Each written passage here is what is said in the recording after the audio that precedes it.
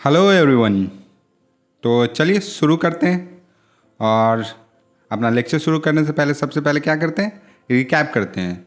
तो पिछले वीडियो हमने क्या क्या सीखा था। पिछले वीडियो में हम लोग सीखे थे फेविकॉन के बारे में। याद है सबको? फेविकॉन क्या होता है? फेविकॉन एक छोटा आइकन होता है जो कि अपने पेज वाले टैब के ऊपर दिखता है। सही है। फेविकॉन के बाद हम लोग क्या सीखे थे? फेविकॉन से पहले हम लोग क्या सीखे थे? बॉयलर प्लेट के बारे में सीखे थे। याद है सबको? बॉयलर प्लेट कैसे आता है? एक्सक्लामेशन मार्क और प्लस एंटर, इससे आ जाता था अपना बॉयलर प्लेट। सही है। फिर बॉयलर प्लेट के बारे में बात किए थे, उसमें क्या क्या होता है, मेटा डेटा के बारे में बात किए थे। सही है। उससे पहले हम लोग क्या किए थे? उससे पहले हम लोग जो टाइम टेबल वाला था उसको सॉल्व किए थे। ठीक है। अब चलिए अपने लेक्चर की तरफ आते हैं। तो याद करो पिछले वीडियो में हम कुछ होमवर्क दिए थे। क्या होमवर्क दिए थे? पिछले वीडियो में हम होमवर्क दिए थे कि एक फॉर्म बना के लाना है। कैसा फॉर्म? ये वाला फॉर्म आप लोग को बना के लाना था। सही है। तो कुछ लोग से बन गया होगा, कुछ लोग ऐसे भी होंगे जिनसे नहीं बना होगा। चलिए कोई बात नहीं, हम लोग बनाते हैं इस फॉर्म को। तो फॉर्म बनाने के लिए हम लोग को कहाँ जाना होगा? हम लोग को जाना होगा अपने VS कोड में। तो चलिए अपने VS कोड में चलते हैं। यहाँ रहा अपना VS कोड। आ गए अपने VS कोड में। चलिए जल्दी से फाइल बनाते हैं। किस नाम से? form.html। सही है। अब हम लोग बॉयलर प्लेट के बारे में जान गए हैं, तो सिंपल हम लोग बॉयलर प्लेट जनरेट कर लेते हैं। ओके, आ गया अपना बॉयलर प्लेट। अब क्या है, चलिए अपने फॉर्म को एक बार देखते हैं। फॉर्म में क्या है? पहला अगर फॉर्म को देखें, इसको ठीक से डिकोड करें। उस बार कल भी डिकोड किए थे इसको, जैसे पिछले वाले वीडियो में। अभी डिकोड करते हैं। यहाँ पे क्या है, एक हमको बॉक्स दिख रहा है और जिस बॉक्स का टाइटल क्या है? Personal detail. अब बात आती है इस बॉक्स को कैसे बनाएं। कोई आइडिया नहीं है। इस पर्सनल डिटेल वाले सेक्शन को कैसे ऐड करें? तो आप लोग को हम बोले तो गूगल कीजिएगा। चलिए हम बताते हैं आप कैसे कैसे करें, सब कुछ कैसे बनाएं। तो हम लोग फॉर्म बनाते हैं टेबल के अंदर। अभी के लिए टेबल को छोड़ देते हैं, ऐसे ही फॉर्म बनाते हैं। आप लोग ट्राई कीजिएगा टेबल के अंदर बनाने का। ठीक है। ओके, चलिए। तो वहाँ पे पर्सनल डिटेल ऐड करने के लिए आपको एक एट्रीब्यूट के बारे में बताते हैं। एक एट्रीब्यूट का नाम है फील्ड सेट। बात आती है फील्ड सेट क्या करता है। एक मिनट। ओके, फील्ड सेट नाम का एक एट्रीब्यूट होता है। चलिए इसको गो लाइव करते हैं इस पेज को और देखते हैं अपना फील्ड सेट क्या करता है। तो देखिए फील्ड सेट आपको क्या किया, एक बॉक्स ला के दे दिया। सही है। अब बात आती है इस बॉक्स में टाइटल कैसे ऐड करें। तो टाइटल ऐड करने के लिए एक और एट्रीब्यूट होता है जो कि फील्ड सेट के अंदर ही लिखा जाता है, जिस एट्रीब्यूट का नाम है लीजेंड। ठीक है। तो क्या हो रहा है? ओके, लीजेंड एट्रीब्यूट लगाएं और इसका टाइटल क्या था? Personal detail. तो लिखते हैं पर्सनल डिटेल। सही है, डिटेल्स ही। चलिए देखते हैं क्या हुआ। ओके, हम अपने क्रोम को बगल में ले आते हैं सबसे अच्छा दिखने के लिए। देखिए आप लोग को दिख रहा है, पहला काम तो हो गया। चलिए क्रोम को छोटा करके बगल में ले आते हैं। क्रोम अपना छोटा, अपना VS कोड भी छोटा। ओके सही है। चलिए सही है, पहला काम तो हम लोग कर लिए। अब दूसरा काम क्या है? चलिए एक और काम करते हैं। क्या? हम इस टेबल को ऊपर ले आते हैं। सही है, इस टेबल को फिलहाल अभी यहाँ पे रखते हैं थोड़ी देर के लिए। अब पर्सनल डिटेल के बाद क्या दिख रहा है? एक सेक्शन, सोल्यूशन करके एक सेक्शन है। और सोल्यूशन को देखिए ध्यान से, तो सोल्यूशन में क्या है? सोल्यूशन में एक ड्रॉप डाउन मीनिंग है। सही है। तो अब जितना भी हम लोग कोड लिखेंगे फील्ड सेट के अंदर लिखेंगे। फील्ड सेट के अंदर क्यों लिखेंगे? क्योंकि देखिए यहाँ पे जो भी है फील्ड सेट वाले बॉक्स के अंदर है सारा फॉर्म। तो अपना सब कुछ इसके अंदर लिखेंगे फील्ड सेट वाले बॉक्स के अंदर। एक और आप काम कर सकते हैं। क्या कर सकते हैं? फील्ड सेट को फॉर्म के अंदर इनक्लोज कर सकते हैं। इससे क्या होगा? इससे जब भी आप जावा स्क्रिप्ट या PHP को यूज करके जब भी इस डेटा को एक्सेप्ट करेंगे तो वहाँ पे फॉर्म वाला एट्रीब्यूट आपको हेल्प करेगा। तो चलिए फॉर्म के अंदर सबको डाल लेते हैं। फॉर्म के अंदर डालें, आ गया सब कुछ। सही है। ओके, अब सोल्यूशन वाला सेक्शन ऐड करते हैं। उसके लिए सबसे पहले क्या करना होगा, एक हम लोग लेबल के बारे में जानते हैं। चलिए जल्दी से लेबल लगाते हैं। लेबल लगाने के बाद लेबल में क्या देते हैं? सोल्यूशन लिखते हैं। ठीक है, सोल्यूशन ऑप्शन, एक सेकेंड, सही है, इतना लिखे। अब इसके बाद क्या बात आती है, इसके बाद बात आती है कि सोल्यूशन में हमको क्या चाहिए, एक ड्रॉप डाउन चाहिए, ठीक है। अब ड्रॉप डाउन वाला ऑप्शन कैसे क्रिएट करेंगे, तो उसके लिए एक हम लोग को क्या आता है, एक एट्रीब्यूट, पहले सेलेक्ट नाम का एक एट्रीब्यूट लगाते हैं, सेलेक्ट, ठीक है। अब सेलेक्ट वाले एट्रीब्यूट के अंदर अभी नेम और आईडी पर आएंगे, ठीक है। सेलेक्ट वाले एट्रीब्यूट के अंदर आप क्या लगाइए, आप एक ऑप्शन नाम का एट्रीब्यूट लगाइए, ठीक है। चलिए ऑप्शन नाम का एक एट्रीब्यूट लगाते हैं। पहला ऑप्शन हम लोग क्या देते हैं, पहला ऑप्शन हम लोग देते हैं नन। देखिए यहाँ पे ड्रॉप डाउन जनरेट होना शुरू हो गया। ओके, कहाँ गया अपना इमेज, इमेज को लाते हैं, कहाँ रहा, आ रहा अपना इमेज। तो ड्रॉप डाउन जनरेट होना शुरू हो गया, ठीक है। अब सेलेक्ट वाले सेक्शन में एक और ऑप्शन जनरेट करते हैं, क्या, कुछ भी रैंडम सा ऑप्शन जनरेट करते हैं। जैसे इस बार हम देना चाहते हैं मिस्टर, किसी के टाइटल मिस्टर हो सकता है। फिर एक और ऑप्शन का हम लोग एक टैग जनरेट करते हैं, ऑप्शन टैग, और ऑप्शन टैग में एक और हम कंटेंट क्या लिखते हैं, मैसेज या मिस लिखते हैं। और क्या हो सकता है ऑप्शन, और हो सकता है डॉक्टर कोई लगाए, DR। और क्या हो सकता है कोई लगाए, और हो सकता है कोई इंजीनियर लगाए, ENG, ठीक है। तो इतना से क्या हुआ, एक ड्रॉप डाउन मिल गया सोल्यूशन नाम का, ठीक है, जो अभी नन सेलेक्टेड है।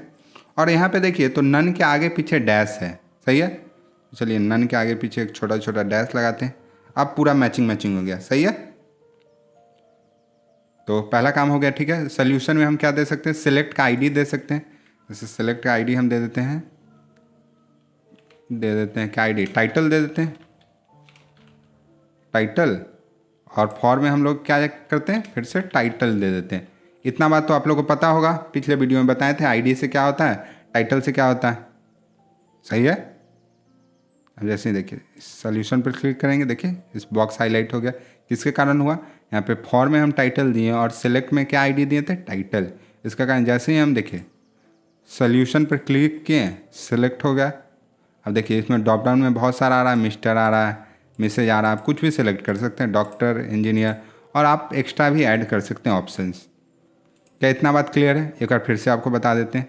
हम एक लीजेंड नाम का एक हम टैग लगाए, लीजेंड नाम के टैग से क्या हुआ, जो फील्ड सेट था इसके ऊपर हम एक टाइटल ऐड कर पाए, पर्सनल डिटेल करके, ठीक है। आप लीजेंड कहाँ लगा सकते हैं, जब भी आप फील्ड सेट यूज करें तो फील्ड सेट के ऊपर टाइटल लगाने के लिए आप लीजेंड नाम का टैग लगा सकते हैं, सही है।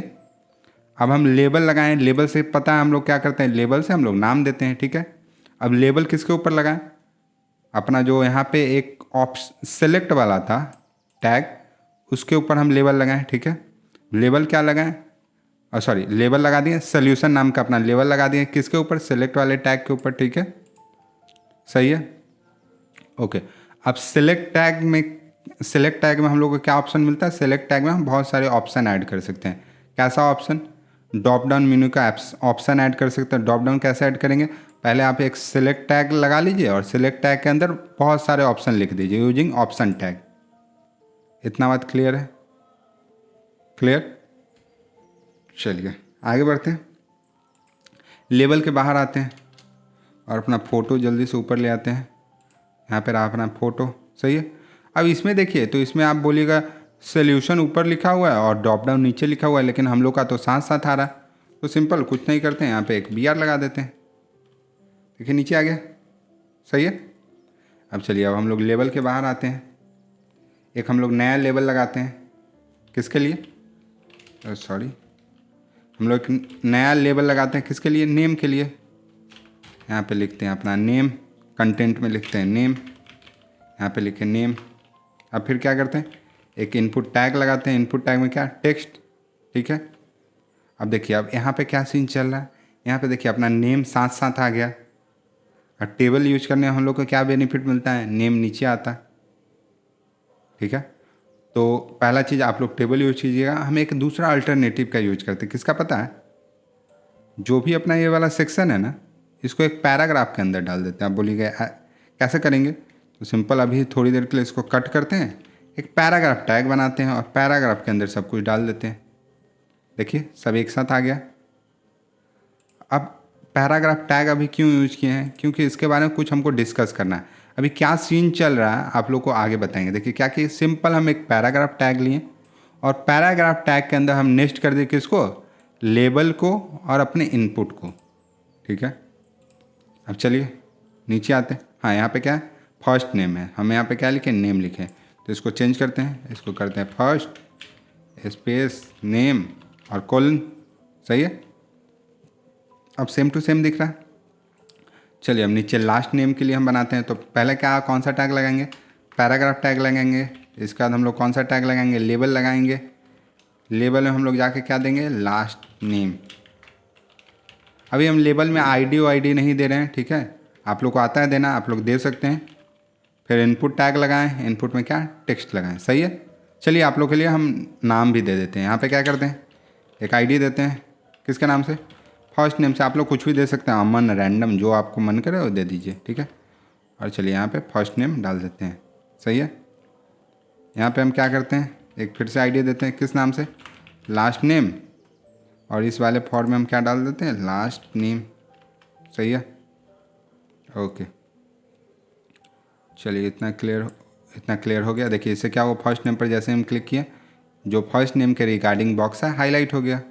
लास्ट नेम पर जैसे क्लिक किए, लास्ट नेम से रिगार्डिंग बॉक्स हाईलाइट हो गया। ऐसा क्यों हुआ, ऐसा इसीलिए हो रहा है काहे कि इनपुट का जो आईडी है वही मेरे लेबल के फॉर्म में जाके सेम आईडी को हम प्लेस किए हैं। इसीलिए जैसे ही लेबल पर क्लिक करते हैं, लेबल वाले कंटेंट पर, इसके रिगार्डिंग जो बॉक्स रहता है वो वाला बॉक्स सेलेक्ट हो जाता है। सही है, चलिए अब लास्ट नेम के बाद क्या था, कहाँ गया अपना फ़ोटो यहाँ रहा। ओके, लास्ट नेम के बाद क्या था, लास्ट नेम के बाद था जेंडर। सही है, अब जेंडर के साथ हम लोग को क्या करना होगा, तो जेंडर लगाने से पहले फिर से हम लोग क्या करते हैं, पैराग्राफ टैग लगाते हैं। अब पैराग्राफ टैग के अंदर अपने जेंडर वाला सेक्शन लगाएंगे। ठीक है, तो चलिए पहले हम लोग क्या करते हैं, एक लेवल लगा ले क्या। ओके, चलिए पहले जेंडर वाला सेक्शन लिखते हैं, जेंडर लिखें। ठीक है, सही है, इतना से हम लोग जेंडर लिखा हुआ आ गया। अब चलिए लेबल टैग लगाते हैं। अब देखिए यहाँ पे लेबल टैग जेंडर में क्यों नहीं लगा पता है, काहे कि हम लेबल लगाना चाहते हैं किसके ऊपर, मेल और फीमेल के ऊपर लेबल लगाना चाहते हैं, इसीलिए यहाँ पे नहीं लगा है। सही है, चलिए अब देखते हैं, इस बार हम यहाँ पे लगाएं लेबल टैग। सही है, अब लेबल टैग के अंदर हम लोग क्या किए, लेबल टैग के अंदर हम लोग लगाएं इनपुट टैग।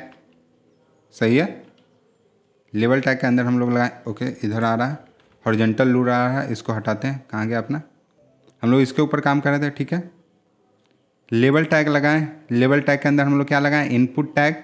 इनपुट टैग का जो टाइप एट्रीब्यूट था उसको क्या करेंगे, हम लोग करेंगे, चेकबॉक्स नहीं है, क्या है, एक व्हाट इज दिस, एक रेडियो बटन है, तो हम लोग क्या लगाएंगे, टाइप एट्रीब्यूट रेडियो लगाएंगे।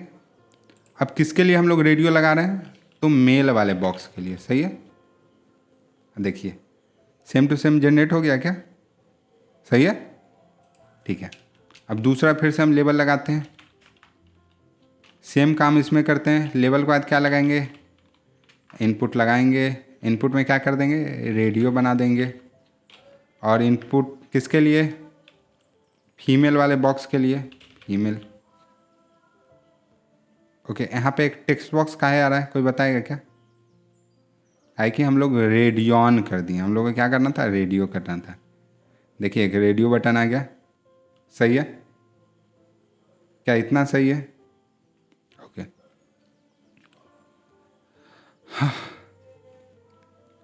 चलिए अब यहाँ पे देखिए, हम लोग जब सेलेक्ट कर रहे हैं तो दोनों सेलेक्ट हो जा रहा है, लेकिन जेंडर में तो कोई बंदा एक ही जेंडर का हो सकता है, या तो मेल होगा या तो फीमेल होगा क्या। लेकिन यहाँ पे क्या हो रहा है, यहाँ पे हमारा दोनों जाके सेलेक्ट हो जा रहा है।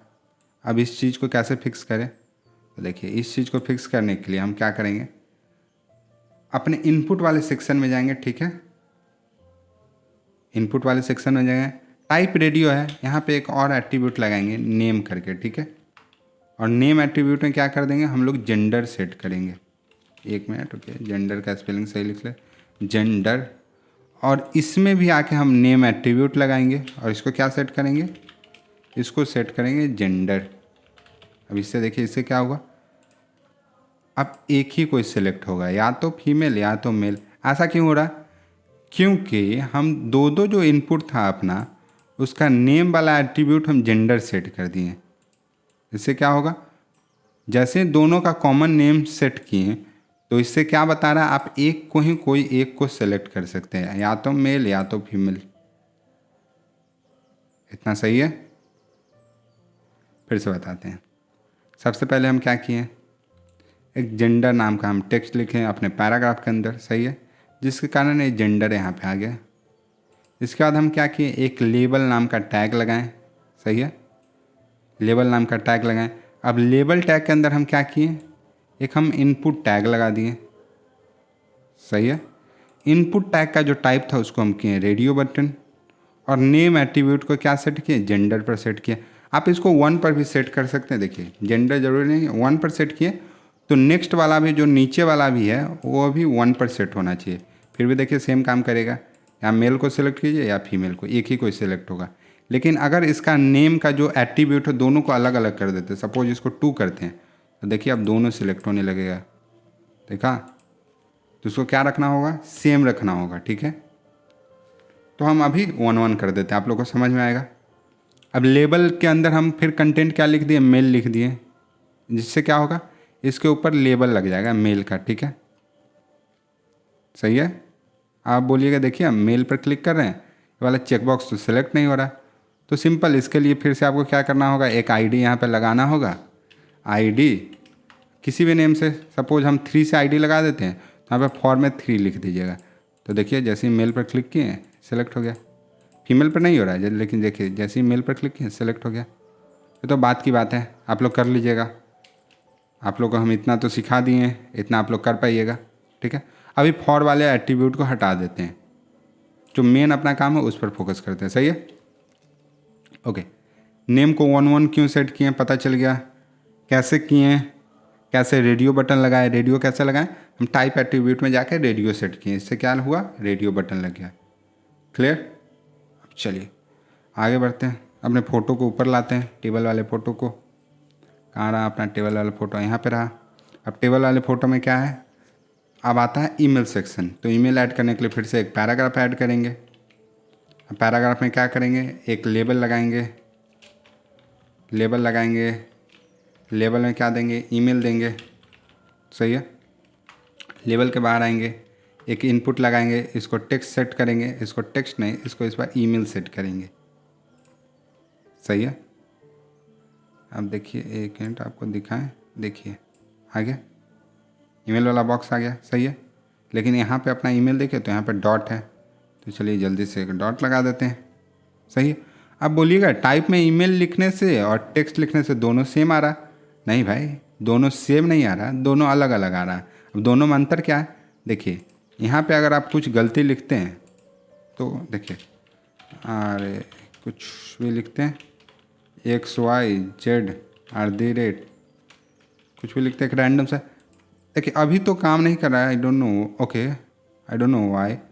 लेकिन क्या होता है जब आप ईमेल इसको सेट करते हैं, ठीक है, और जब आप ईमेल के तरीके से नहीं लिखते, ईमेल क्या होना चाहिए, XYZ @gmail.com, ऐसा कुछ होना चाहिए।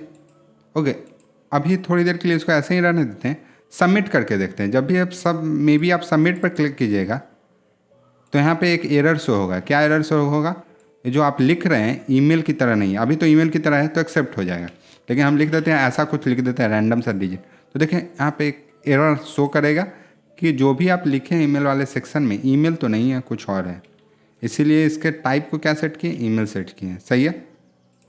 ओके, आप लोग टेक्स्ट भी सेट कर सकते हैं, कोई बड़ी बात नहीं है, ठीक है। अब ईमेल के बाद क्या आता है, डेट ऑफ बर्थ वाला। तो चलिए जल्दी से एक नया पैराग्राफ बनाते हैं और इसके अंदर क्या लिखते हैं, डेट ऑफ बर्थ, सही है। अब डेट ऑफ बर्थ लगाने के लिए क्या हम लोग करेंगे, ओके, और पहला चीज़ डेट ऑफ बर्थ ऐसे भी लिख सकते हैं, कोई इशू नहीं, आप डेट ऑफ बर्थ लिख सकते हैं, लेकिन ज़्यादा अच्छा कौन होता है, लेबल यूज करके लिखना। लेबल से क्या होगा, जैसे ही डेट ऑफ बर्थ क्लिक करेंगे तो जो इसके रिगार्डिंग बॉक्स होगा या जो इसके रिगार्डिंग इनपुट वाला जो टैग होगा वो वाला टैग जाके सिलेक्ट हो जाएगा। तो हम लोग लिखें डेट ऑफ बर्थ, सही है, इतना आ गया। अब हम लोग जल्दी से इनपुट लगाते हैं। इनपुट में इस बार टाइप को क्या सेट करेंगे, टाइप को हम लोग सेट करेंगे डेट, सही है। अब देखिए डेट वाला सेक्शन आ गया। अब चलिए इसके लिए भी एक आईडी सेट कर देते हैं, ईमेल के लिए एक आईडी सेट करते हैं, आईडी इस बार ईमेल ही कर देते हैं और फॉर्म में क्या कर देते हैं, ईमेल कर देते हैं। कोई कंफ्यूज नहीं होइएगा, आप यहाँ पे रैंडम नाम भी दे सकते हैं लेकिन दोनों में सेम हो। इससे क्या होगा, जैसे ही इस बॉक्स पर क्लिक कीजिएगा ये वाला सेलेक्ट हो जाए। अभी देखिए डेट ऑफ बर्थ पर क्लिक करें, कुछ नहीं हो रहा, कुछ नहीं हो रहा, सही है। अब देखिए जैसे यहाँ पे फॉर्म में यहाँ पे हम पहले आईडी देते हैं, इनपुट को एक आईडी देते हैं, क्या आईडी देते हैं, DOB, ठीक है।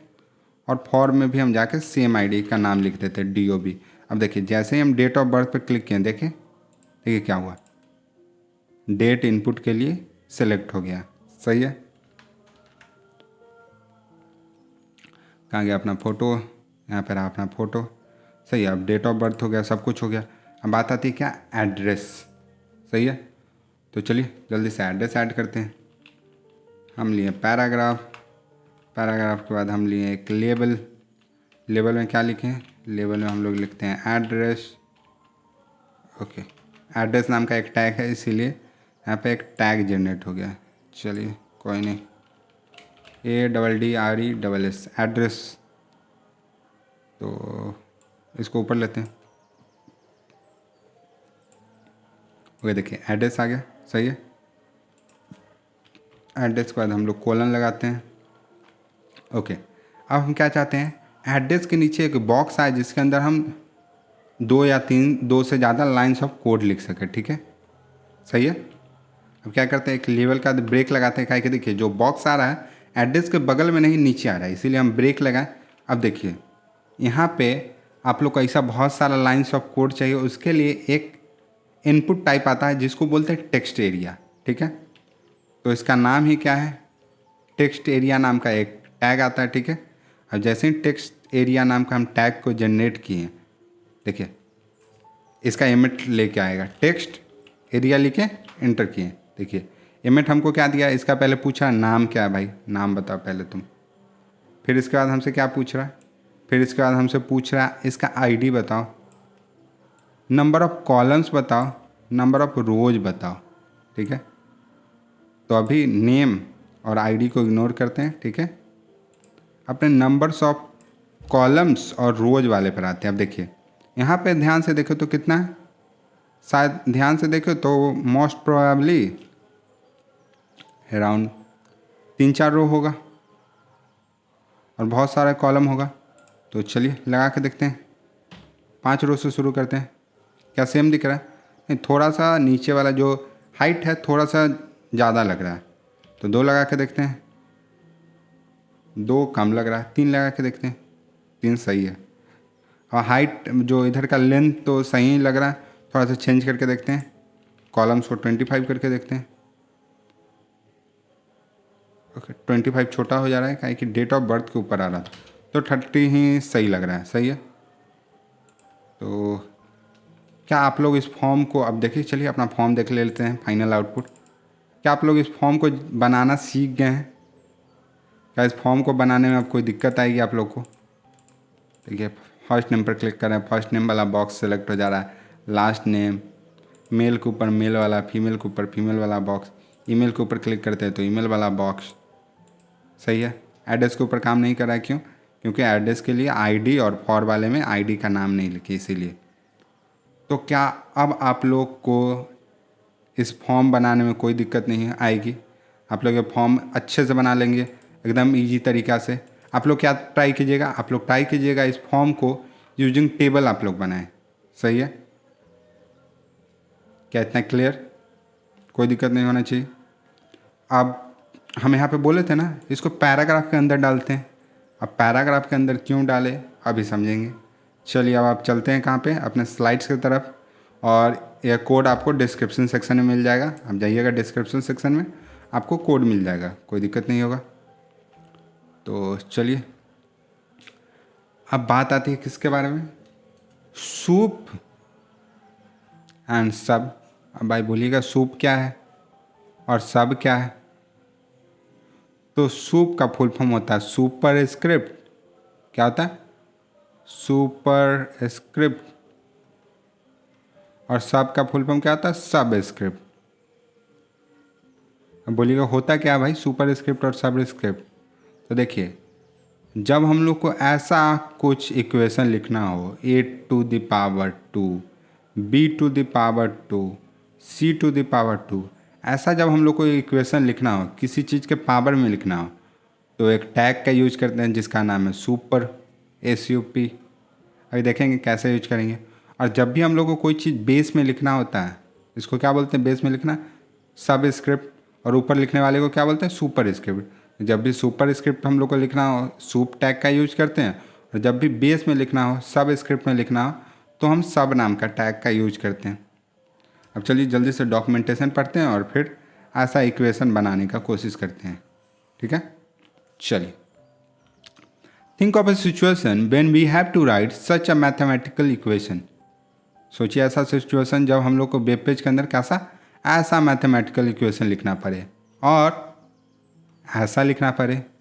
सो to write in this way we use to tag sup and sub. देखिए, नॉर्मली आप लिखिएगा ऐसे तो ऐसे नहीं आएगा। कैसे आएगा, A2 plus B2 plus C2। और नॉर्मल आप पैराग्राफ टैग के अंदर लिखते हैं या हेडिंग टैग के अंदर लिखते हैं, ऐसा कुछ आएगा। लेकिन अच्छे से लिखने के लिए, जैसा हम लोग को यहाँ पे दिख रहा है, ऐसा लिखने के लिए हम लोग सुपर और सब स्क्रिप्ट वाले टैग का यूज करते हैं, ठीक है। अब देखिए, sup is use to add superscript और sub is use for subscript. सही है। अब चलिए जल्दी से हम लोग देखते हैं कैसे करें। देखने के लिए हम लोग को कहाँ जाना होगा, हम लोग को चलना होगा अपने VS कोड के अंदर। तो कहाँ रहा, अरे भाई sorry, where is cursor man, any problem with cursor, what is happening man. Oh sorry. चलिए, हम आ गए अपने VS कोड के अंदर। एक नया फाइल बनाते हैं, किस नाम से, लेक्चर ओके, क्या हो रहा है, lecture9.html के नाम से हम बनाएंगे एक नया फाइल। जल्दी से बॉयलर प्लेट जनरेट कर लेते हैं, ठीक है। कर लिया अपना बॉयलर प्लेट जनरेट। अब क्या करेंगे, हम लोग को क्या करना है, हम लोग को बनाना है एक सुपर स्क्रिप्ट और सब स्क्रिप्ट, ठीक है। तो चलिए, तो अभी हम हेडिंग के ऊपर लगाते हैं सुपर स्क्रिप्ट और सब स्क्रिप्ट। आप लोग चाहे तो पैराग्राफ के ऊपर भी लगा सकते हैं, ठीक है। तो चलिए S2 के अंदर हम लगाते हैं सुपर स्क्रिप्ट और सब स्क्रिप्ट। S2 क्यों ले रहे हैं, क्योंकि हम चाहते हैं जो भी हम लिखें उसका फॉन्ट साइज थोड़ा बड़ा हो। आप चाहें तो पैराग्राफ के अंदर भी लिख सकते हो, उसमें थोड़ा सा छोटा दिखेगा और कुछ नहीं होगा, ठीक है। तो हम कैसा इक्वेशन लिखना चाह रहे थे, हम लिखना चाह रहे थे कैसा, यहाँ पे कमेंट आउट सॉरी कहाँ पे गया, ओके। हम ऐसा लिखना चाहिए A to the power 2 plus B to the power 2 is equal to C to the power 2। ऐसा कुछ लिखना चाहते थे, ठीक है, ऐसा कुछ लिखना चाहते हैं, सही है। तो ऐसा लिखने के लिए हम लोग क्या करेंगे, अभी देखते हैं, इसको कमेंट आउट करते हैं, ओके। अब हम पहले लिखेंगे A और हम अपना सुपर स्क्रिप्ट वाला टैग लगाएंगे। सुपर स्क्रिप्ट वाला टैग लगाने के लिए कौन सा कीवर्ड के यूज करेंगे, SUP, और एंटर करेंगे। और सूप के अंदर हम क्या लगाना चाहते हैं, 2 लगाना चाहते हैं। किसके ऊपर लगाना चाहते हैं, सुपर स्क्रिप्ट A के ऊपर, ठीक है, सही है। हम क्या देते हैं, सुपर स्क्रिप्ट का हम फिर से एक प्लस देते हैं। फिर अब क्या करते हैं, B लिखते हैं। B के बाद फिर हम क्या लिखते हैं, एक सुपर स्क्रिप्ट का टैग देते हैं। फिर इसके पावर को हम 2 सेलेक्ट करते हैं। देखते जाइए क्या मैजिक होगा। अब फिर हम क्या करते हैं, एक इक्वल टू लगाते हैं। इक्वल टू लगाने के बाद क्या लिखते हैं, C लिखते हैं। फिर से हम क्या करते हैं, सुपर स्क्रिप्ट वाला टैग लगाते हैं, सूप टैग, और इसका पावर 2 सेट करते हैं। अब देखिए इससे क्या हुआ, चलिए अपने आउटपुट वाला सेक्शन में, ओके। पहले इसको गो लाइव करना होगा, चलिए किए गो लाइव, ठीक है। ऐसा तो बन गया, लेकिन आप बोलिएगा थोड़ा समझ में नहीं है, फिर से बताइएगा क्या, वाई नॉट। फिर से बताते हैं। चलिए फिर से हम लोग देखते हैं। यहाँ पे देखिए आप लिखे S2 के अंदर A, ठीक है। इससे क्या हुआ, अपना A जनरेट हो गया। आप देखिए सुपर स्क्रिप्ट के अंदर क्या लिखे, 2 लिखे, सही है। इससे क्या हुआ, A वाला 2 जनरेट हो गया, सही है। इसके बाद आप प्लस दिए, प्लस से A वाला प्लस आ गया। फिर प्लस के बाद आप क्या लिखे, B लिखे, B से B जनरेट हो गया। देखिए B से B जनरेट हो गया। और जैसे ही सुपर स्क्रिप्ट के अंदर आप फिर से 2 लिखें, B के ऊपर पावर आ गया 2। अब फिर से आप क्या लिखे, इक्वल टू C, तो इससे इक्वल टू C यहाँ पे जनरेट हो गया। और जैसे ही सुपर स्क्रिप्ट में जैसे ही 2 लिखे, यहाँ पे 2 ऊपर आ गया पावर में। अगर इसको आप करते हैं 3, तो देखिए ऊपर में पावर 3 आ जाएगा, सही है। इतना बात क्लियर। अब हो गया सुपर स्क्रिप्ट वाला बात। अब बात आती है सब स्क्रिप्ट वाला। तो सब स्क्रिप्ट के लिए फिर से हम एक S2 टैग लगाते हैं। यहाँ पे लिख लेते हैं, क्या लिखते हैं, दिस इज सुपर स्क्रिप्ट, सही है। इसके नीचे फिर क्या लिखते हैं, इसके नीचे सॉरी क्या चल रहा है आज, दिस इज सब स्क्रिप्ट, ओके। चलिए अब सब स्क्रिप्ट भी हम लिखते हैं, किसके अंदर लिखते हैं, S2 टैग के अंदर, ठीक है। अब लिखें A, और A का बेस हम लोग क्या चाहते हैं, A का बेस 2 हो जाए। तो सिंपल A के बाद आप क्या लगाइए, सब लगाइए, और सब के अंदर आप 2 लिख दीजिए। देखिए 2 आ गया है A के नीचे, क्या दिख रहा है आप लोग को। आप क्या कीजिए, आप कीजिए प्लस कीजिए, प्लस करने के बाद क्या कीजिए, B के ऊपर हम चाहते हैं सब स्क्रिप्ट लगे, तो B लिखिए और सब लिखिए। और इसका बेस में हम क्या चाहते हैं, इस बार 3 हो जाए, तो देखिए बेस 3 हो गया। अब इसके बाद क्या चाहते हैं, प्लस C भी आ जाए, और C का बेस क्या हो जाए, C का बेस 4 हो जाए। देखिए C का बेस 4 हो गया। हम क्या चाहते हैं, इसके बाद इक्वल टू 0 हो जाए, तो हम लिखिए इक्वल टू 0। क्या आप लोग को सुपर स्क्रिप्ट और सब स्क्रिप्ट में क्लियर है, कोई दिक्कत नहीं होगा। बस आप लोग इसको ध्यान से कर, फिर से आप खुद से ट्राई कीजिएगा, आप लोगों को क्लियर हो जाएगा। इसमें 5 मिनट का, 5 मिनट तो बहुत दे दिए, इस टॉपिक में 2 मिनट से ज़्यादा देने लायक नहीं, लेकिन फिर भी हम आपको तोड़ तोड़ के बताएं एक एक से क्या होता है। आप इसको खुद से कीजिएगा, आप लोग को अच्छे से समझ में आ जाएगा, क्रिस्टल क्लियर हो जाएगा, ठीक है। चलिए सबको मिनिमाइज करते हैं, चलते हैं अपने डॉक्यूमेंटेशन की तरफ। ओके, अब बात आती है डिव और स्पैन का, ठीक है। अब आप बोलिएगा अब ये कौन सा नया टैग आया भाई, डिव टैग और स्पैन टैग, इतना सारा तो टैग पढ़ के थक चुके हैं, अब फिर से एक नया टैग।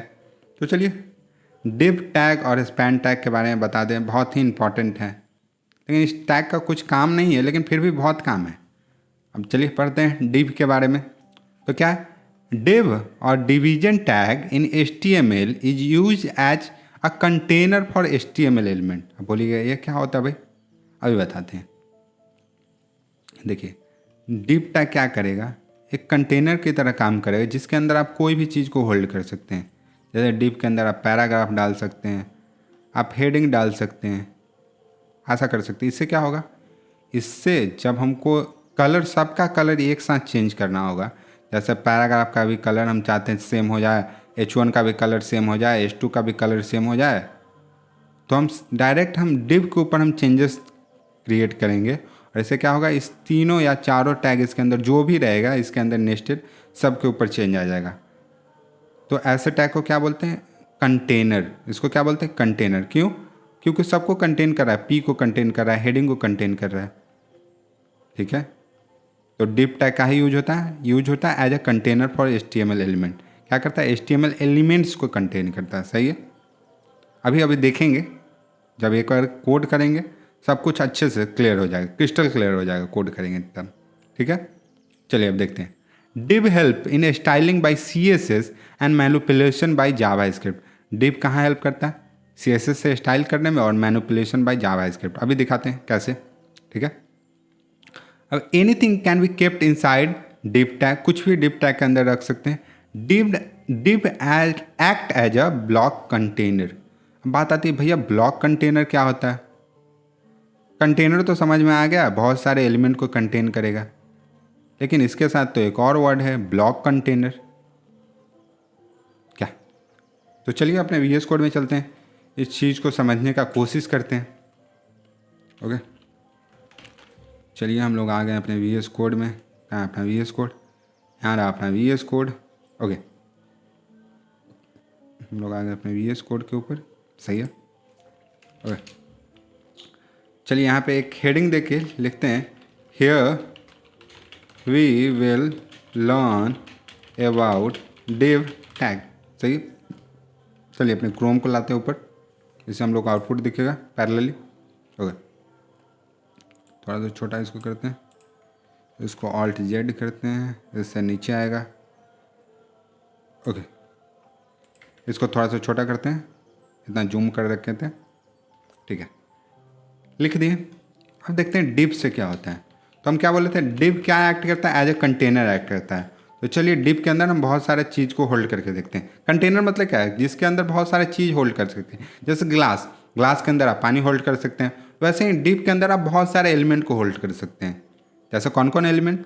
तो चलिए पहले पैराग्राफ को होल्ड करके देखते हैं। तो हम लिखते हैं दिस इज पैराग्राफ। तो देखिए दिस इज पैराग्राफ आ गया। अब डिव के अंदर हम क्या लिखते हैं, एक S2 लगाते हैं और लिखते हैं दिस इज हेडिंग 2। देखिए हेडिंग भी आ गया। फिर अब हम BR लगाते हैं, देखिए BR भी आ गया। BR के ओके, BR लगाने से कुछ नहीं दिखेगा, HR लगा लेते हैं, हॉरिजॉन्टल रूल। देखिए एक लाइन आ गया, HR भी लगा लिए। कुछ भी आप जो रैंडम मन करे, आप H5 भी लगा सकते हैं। This is heading 5। आप कुछ भी इसके अंदर, हेडिंग ही नहीं, आप कुछ भी, आप टेबल, फॉर्म, लिस्ट, कुछ भी आप लगा सकते हैं इसके अंदर। सही है। अब इससे फ़ायदा क्या होगा? इससे कुछ तो बेनिफिट होना चाहिए ना इसको यूज करने से। तो चलिए आप लोग को बेनिफिट दिखाते हैं। यहाँ पे हम लोग स्टाइल ऐड करना सीखे थे ना, स्टाइल हेड के ऊपर ऐड करते थे, टेबल में हम लोग सीखे थे। अब देखिए स्टाइल ऐड किए हेड के ऊपर। अब हम यहाँ पे लिखे डिव और इसका कलर हम लोग करते हैं ब्लू। अब देखिए क्या हुआ, डिव के अंदर जितने भी एलिमेंट थे उसका कंटेंट का कलर ब्लू में चेंज हो गया। दिख रहा?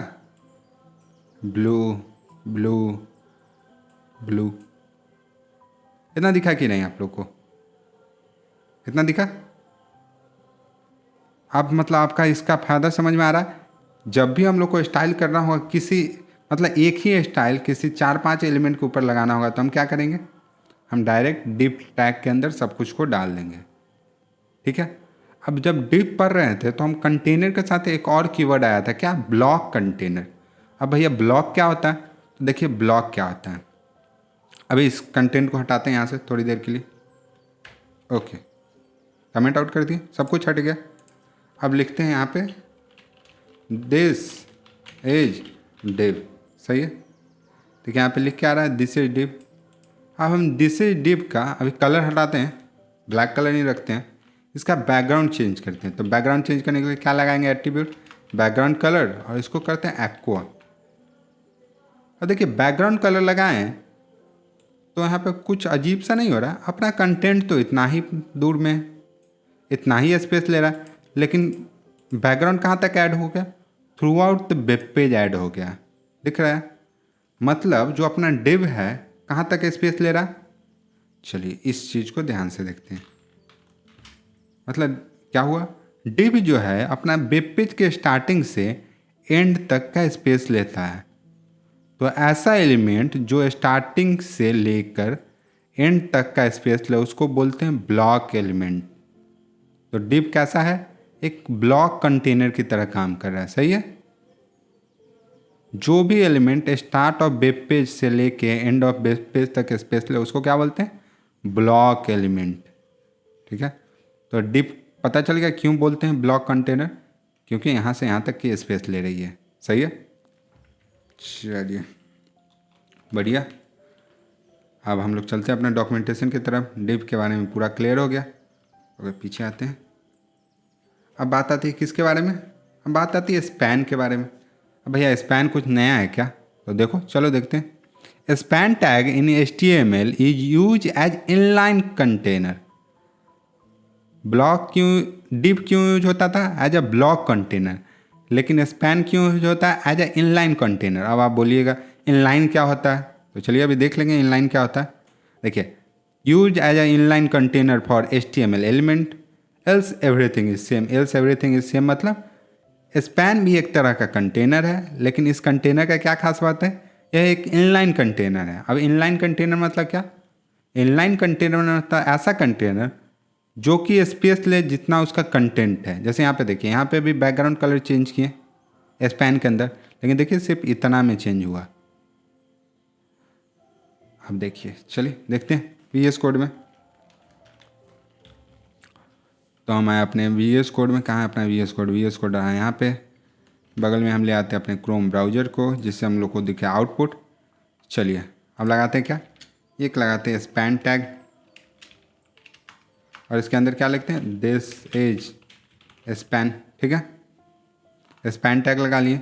तो चलिए स्पैन के ऊपर हम एक बैकग्राउंड कलर लगाते हैं। कैसे लगाएंगे? यहाँ पे लिखेंगे स्पैन और यहाँ पे लिखेंगे बैकग्राउंड कलर और इसको करते हैं रेड। अब देखिए सिर्फ इतना ही पास में लगा। अब देखिए दोनों साथ साथ आ रहा है, तो इस दोनों के बीच में एक BR लगा देते हैं। ओके, स्पेस आ गई। देखिए इतना ही लिया। अब फिर से चलिए एक नया स्पैन लगा के देखते हैं नीचे क्या होता है। ओके ओके, जैसे ही नीचे स्पैन लगा, लिखे दिस इज स्पैन 2। अब देखिए बगल में आ रहा है, लेकिन क्या डिव के साथ ऐसा होता है? डिव के साथ ऐसा नहीं होता। क्यों? क्योंकि एक डिव ही पूरा स्पेस ले लेता है, तो दूसरा डिव जब भी आएगा तो इसके जस्ट नीचे आएगा। जैसे देखिए यहाँ पे लगाए डिव और इसमें लिखे दिस इज डिव 2, तो देखिए नीचे आया, बगल में नहीं आया। लेकिन स्पैन के साथ क्या हो रहा है? जितना पहला वाला बॉक्स लिया स्पेस, ठीक है, अब जो भी नया कुछ है उसके बगल में डाल दो। क्लियर बात? अब आप लोग को स्पैन और डिव में क्लियर हो गया। स्पैन और डिव क्या करता है? एक्ट करता है एज ए कंटेनर। लेकिन डिव और स्पैन में डिफरेंस क्या है? डिव एक ब्लॉक कंटेनर है और स्पैन क्या है? स्पैन एक इनलाइन कंटेनर है। अब जैसे जैसे आगे बढ़ेंगे, आगे पढ़ेंगे, तो आपको डिव और स्पैन का यूजेस समझ में आने लगेगा। अभी थोड़ा बहुत कंफ्यूजिंग भी होगा, लेकिन आगे जैसे ही चलेंगे क्लियर होते जाएगा, क्लियरिटी और आते जाएगी। सही है? चलिए अब हम लोग आगे बढ़ते हैं। अब आगे क्या है? आगे है अपना semantic and non semantic tag. अब बात आती है सेमेंटिक क्या होता है भैया और नॉन सेमेंटिक क्या होता है। तो सेमेंटिक टैग मतलब क्या? ऐसा टैग, चलिए पढ़ लेते documentation. Semantic HTML tags are tags that define the meaning of the content they contain. जैसे the tag by reading its name we get to know about it uses are called semantic tag. Example table, form, article, paragraph. अब देखिए semantic tag मतलब ऐसा tag जिसका नाम सुनते ही आपको उसका यूज समझ में आ जाए। जैसे पैराग्राफ। पैराग्राफ का नाम सुनते आपको क्या पता चलता है? जो भी होगा इसके अंदर तो पैराग्राफ लिखने के लिए यूज होगा। आता है ना समझ में? अगर टेबल की बात करें तो इससे क्या पता चलता है? जो भी होगा इसके अंदर टेबल ही होगा। इस टैग का हेल्प करके हम टेबल बनाएंगे। लिस्ट टैग से क्या आइडिया आता है? इससे एक लिस्ट बनाएंगे। तो ऐसा टैग जिसका नाम पढ़ के उसके बारे में आइडिया हो जाए उसको क्या बोलते हैं? Semantic tag. सही है? अब नॉन सेमेंटिक टैग कौन सा टैग होता है? जिसके बारे में हम लोग पता नहीं चले इसका क्या यूज हो सकता है। जैसे डिव। क्या डिव के अंदर क्या है हमको पता चलता है क्या? क्या डिव का क्या यूज है पता चलता है क्या? डिव के अंदर तो हम कुछ भी रख सकते हैं, पैराग्राफ रख सकते हैं, हेडिंग रख सकते हैं, कुछ भी रख सकते हैं। सेम स्पैन के साथ भी है। तो ऐसा टैग जिसका नाम सुन के हम लोग को उसके अंदर क्या कंटेंट है या क्यों यूज करेंगे पता नहीं चले, ऐसे टैग को क्या बोलेंगे? Non semantic tag. जैसे देखिए पढ़ लीजिए, the tag which doesn't give any meaning is known as non semantic tag. ठीक है, तो semantic and non semantic clear हो गया। अब चलिए देखते हैं ब्लॉक और इनलाइन एलिमेंट क्या होता है। अभी आप लोग को बताए थे ब्लॉक एलिमेंट क्या होता है। ब्लॉक एलिमेंट ऐसा एलिमेंट, पढ़ लेते हैं यहाँ से। चलिए, a block level element always take up the full width available, stretch out to left and right as far as it can. मतलब ब्लॉक लेवल एलिमेंट ऐसा एलिमेंट होता है जो कि अपने लेफ्ट का स्पेस से लेके वेब पेज के अंदर, कहाँ गया अपना कर्सर, यहाँ पे, जैसे अपना वेब पेज इतना बड़ा है तो लेफ्ट से ले करके राइट तक की स्पेस ले, ऐसा को क्या बोलते हैं, ऐसे एलिमेंट को हम लोग क्या बोलते हैं, ऐसे एलिमेंट को हम लोग बोलते हैं ब्लॉक लेवल एलिमेंट। अभी बात किए थे। और इनलाइन कौन सा एलिमेंट होता है, इनलाइन ऐसा एलिमेंट जितना कंटेंट रहे उतना ही स्पेस ले। क्लियर। अब चलिए आगे देखते हैं। Two commonly use block element are paragraph and div. अब क्या आप लोग को समझ में आ रहा है हम जब फॉर्म क्रिएट करें तो पैराग्राफ क्यों यूज किए? सोचिए। देखिए पैराग्राफ इसीलिए यूज किए हैं क्योंकि जो भी पैराग्राफ के अंदर कंटेंट होगा क्या होगा, एक लाइन के अंदर आ जाएगा, जो कि वेब पेज के लेफ्ट से लेके राइट तक स्ट्रेच करेगा। और जब जैसे ही इसके नीचे दूसरा पैराग्राफ लगाएं क्या होगा, इसके नीचे आएगा वो जो इसके अंदर कंटेंट लिखा हुआ रहेगा दूसरा पैराग्राफ के अंदर। इसीलिए वहाँ पे हम पैराग्राफ लगाए थे जब फॉर्म क्रिएट कर रहे थे। क्लियर। फिर से बताते हैं। देखिए पैराग्राफ लगाएं, पैराग्राफ के अंदर हम बहुत सारे इनपुट लिखे, ठीक है, अपना पैराग्राफ को बंद कर दिए, सही है। अब फिर हम दूसरा पैराग्राफ लगाएं, इसमें भी हम बहुत सारा जो भी लिखना है इनपुट लेबल वेबल लिखे, ठीक है। अब दूसरा पैराग्राफ लगा दिए। अब इससे क्या हुआ, पहला पैराग्राफ लगाने से पहला जो स्पेस था लेफ्ट से लेके राइट वेब पेज के अंदर पूरा स्पेस कंज्यूम हो गया, ठीक है। अब जैसे ही दूसरा वाला लगाएं तो इसके नीचे आएगा, इसके बगल में नहीं आएगा। क्यों बगल में नहीं आएगा, काहे कि एक ब्लॉक लेवल एलिमेंट है। इनलाइन लेवल एलिमेंट पे ना बगल में आता था, तो हम चाहते थे सेम ना जो भी पैराग्राफ के अंदर है वो एक साथ एक ही लाइन के अंदर दिखे। जैसे नेम यहाँ पे दिखे और नेम वाला जो इनपुट बॉक्स है इसके बगल में दिखे, ऐसा कुछ। इसीलिए पैराग्राफ लगाते हैं। अब जैसे ही पैराग्राफ के अंदर सब कुछ को इनक्लोज कर देंगे तो बगल में ही आएगा। अब तो आप लोगों को क्लियर हो गया होगा। चलिए आगे देखते हैं। An inline element does not start on a new line. Inline का क्या प्रॉब्लम है, इनलाइन एलिमेंट नया लाइन से शुरू नहीं होता। अभी तुरंत देखें हम लोग किसके केस में, स्पैन के केस में। अब चलिए आगे देखते हैं। An inline element only take up as much as with as necessary, ठीक है। अब क्या होता है, इनलाइन उतना ही स्पेस लेता है जितना उसको नेसेसरी है, उतना ही विथ लेता है जितना नेसेसरी है, ठीक है। This is a span element inside a paragraph. अब जैसे ही स्पैन एलिमेंट लिखेंगे कोई भी पैराग्राफ के अंदर, स्पैन क्या होगा, उतना ही स्पेस लेगा जितना इसको ज़रूरी है, सही है। क्लियर। होपफुली आप लोग को सब कुछ क्लियर हो गया। तो यही रहा अपना HTML का एंड। HTML में पढ़ने के लिए तो बहुत कुछ है, लेकिन इतना पढ़ लिए, इतना मोर देन सफिशिएंट है। हमको पूरा विश्वास है इसके बाहर से 5% ही चीज़ होगा जो इसके बाहर से आएगा, जो कि आपको गूगल पर करना पड़ेगा। लेकिन 95% चीज़ हम इसके अंदर पूरा कोशिश किए आपको कवर करा दें। HTML कहीं भी 5 घंटे में नहीं कराया जाता है।